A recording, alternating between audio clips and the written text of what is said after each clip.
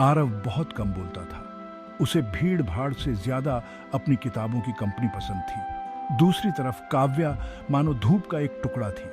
उसकी हंसी कॉलेज के गलियारों में गूंजती थी, एक ऐसी धुन जो सबसे बुरे दिन को भी खुशनुमा बना देती थी। पहली बार उनकी नजर कॉलेज के कैफेटेरिया में मिली। आरव अपनी किताब में खोया हुआ था। उसे अपने आसपास की दुनिया का कोई होश नहीं था। काव्या अपने दोस्तों के साथ थी। उसकी प्यारी हंसी आरव के कानों तक पहुंच रही थी। वो आवाज से खींचा हुआ ऊपर देखा। उनकी नजरें मिली। काव्या की मुस्कान एक पल के लिए गायब हो गई। उसकी आंखों में उत्सुकता के भाव थे। आरव ने अपने सीने में एक अजीब सी धड़कन महसूस की, एक ऐसा एहसास जिसे वो समझ नहीं पा रहा था। उसने जल्दी से अपनी किताब पर ध्यान वापस कर लिया। उसका दिल जोर जोर से धड़क रहा था। ये कैसा एहसास था? उसने पहले कभी ऐसा महसूस नहीं किया था। काव्या उस शांत लड़के की गहरी नजरों से हैरान होकर खुद को एक और बार देखने से रोक नहीं पाई। वो अपनी किताब में खोया हुआ था। उसके चेहरे पर गंभीरता थी। वो सोचने लगी कि वो क्या PRH रहा होगा, उसके दिमाग में क्या चल रहा होगा। उसे क्या पता था? वो पहले ही उसके ख्यालों में जगह बनाने लगी थी।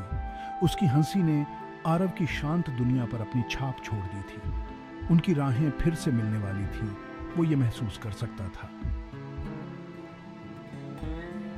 उनकी दूसरी मुलाकात लाइब्रेरी के सन्नाटे में हुई। आरव अपने आम कोने में था, किताबों के ढेर से घिरा हुआ। काव्या वहां कुछ अलग करने आई थी। अपनी लिटरेचर की क्लास के लिए एक किताब ढूंढ रही थी। उसकी नजरें अलमारियों पर जा रही थी। उसका माथा सोच में सिकुड़ा हुआ था। वो वहां अलग सी लग रही थी, जैसे कोई तितली किसी लाइब्रेरी में भटक गई हो। अचानक उसके हाथ से एक किताब फिसल गई और जोर से गिर गई। आवाज पूरी लाइब्रेरी में गूंज गई। सबने अपनी गर्दनें घुमा के देखा। शर्म से काव्या के गाल लाल हो गए। आरव ने अपनी किताब से ऊपर देखा। आवाज से चौंक के उसने काव्या को देखा। उसका चेहरा लाल, उसकी आंखें घबराहट से बड़ी हुई।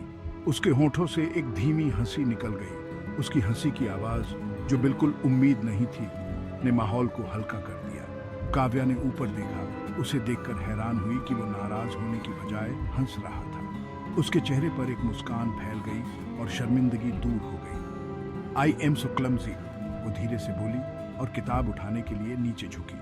आरव भी नीचे झुक गया। किताब उठाते वक्त उनकी उंगलियां छू गई। उनकी नजरें मिली और इस बार दोनों में से किसी ने भी नजरें नहीं चुराई। जैसे जैसे दिन हफ्तों में बदलते गए, वो एक दूसरे की तरफ खींचे चले गए। वो अपनी शामें कॉलेज की छत पर बिताते, रात के विशाल आसमान के नीचे अपने सपने और उम्मीदें बांटते। आरव काव्या की आंखों की गहराइयों में खोया हुआ आखिरकार अपनी आवाज पा ही गया। उसने एस्ट्रोफिजिक्स के लिए अपने जुनून के बारे में बताया, ब्रह्मांड के रहस्यों को उजागर करने की अपनी इच्छा के बारे में। काव्या पूरी लगन से सुनती रही। जब वो अपने सपने बता रहा था तो उसकी हंसी रात में गूंज रही थी। उसने उसे साहित्य के प्रति अपने प्यार के बारे में बताया, कहानियों को जिंदा करने की अपनी ख्वाहिश के बारे में। वो खुद को उसके शब्दों से और जिस तरह से उसकी आंखें जोश से चमकती थीं, उससे मंत्रमुग्ध पाता था। वो दो आत्माएं थीं, अलग फिर भी जुड़ी हुई, नियति के एक अदृश्य धागे से एक दूसरे से बंधी हुई। एक रात टिमटिमाते तारों के नीचे आरव ने अपने दिल की बात कबूल कर ली। काव्या, उसने शुरू किया। उसकी आवाज मुश्किल से एक फुसफुसाहट थी। आई।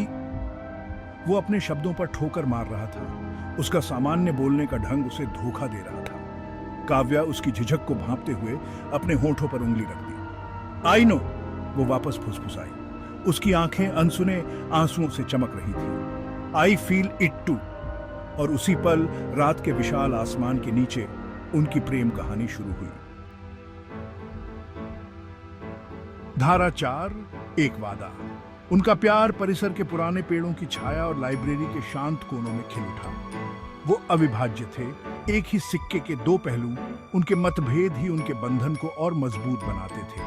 काव्या ने आरव के अंदर के कवि को जगाया, उसे समीकरणों और सूत्रों से परे दुनिया को देखने के लिए प्रेरित किया। आरव ने अपनी शांत शक्ति से काव्या को वो सहारा दिया जिसकी उसे कभी जरूरत महसूस नहीं हुई। ग्रेजुएशन डे बहुत जल्द आ गया, उनके भविष्य पर अनिश्चितता की परछाई डालता हुआ।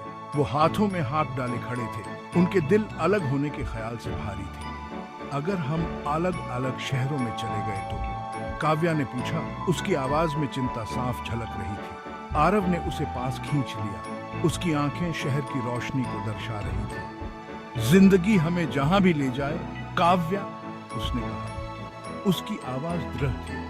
मेरा दिल हमेशा तुम्हें ढूंढ ही ले, हम कुछ न कुछ करेंगे। उन्होंने एक वादा किया, दूरी के बावजूद अपने प्यार को निभाने की कसम खाई, चाहे भविष्य में कुछ भी हो, एक दूसरे को थामे रहने की। धारा 5, दूरी और तमन्ना। उनका डर सच हो गया। आरव को अमेरिका के एक प्रतिष्ठित विश्वविद्यालय में एस्ट्रोफिजिक्स में डॉक्टरेट करने के लिए स्कॉलरशिप मिली। काव्या का लंदन में एक प्रसिद्ध रचनात्मक लेखन कार्यक्रम में चयन हो गया। उनके बीच मीलों का फासला हो गया। एक समुद्र उनके सपनों को अलग कर रहा था। उनकी उपलब्धियों की खुशी में अलगाव का एक दर्द भी था। उन्होंने अपनी आखिरी शाम एक साथ अपनी पसंदीदा जगह छत पर बिताई। नीचे शहर की रोशनी टूटे बादों की तरह टिमटिमा रही थी। ये अलविदा नहीं है काव्या, आरव ने कहा। उसकी आवाज भावुकता से गंभीर थी। It's just a see you later. Kavya उसके शब्दों से चिपकी रही। उसका दिल एक ऐसे दर्द से कराह रहा था जो उसने पहले कभी महसूस नहीं किया था। उसके बाद के दिन अलविदा और आंसुओं से भरी आंखों से किए गए वादों के धुंधले थे। वो अपनी फ्लाइट में चर्च गए। उनके दिल अनकहे शब्दों के बोझ से भारी थे। कहते हैं कि दूरी दिल को और करीब लाती है, लेकिन आरव और काव्या के लिए ये एक दूसरे की गैर मौजूदगी में महसूस होने वाले खालीपन की लगातार याद दिलाता था। दोस्तों ये वीडियो कैसी लगी? अगर अच्छी लगी है तो वीडियो को लाइक करो और चैनल को सब्सक्राइब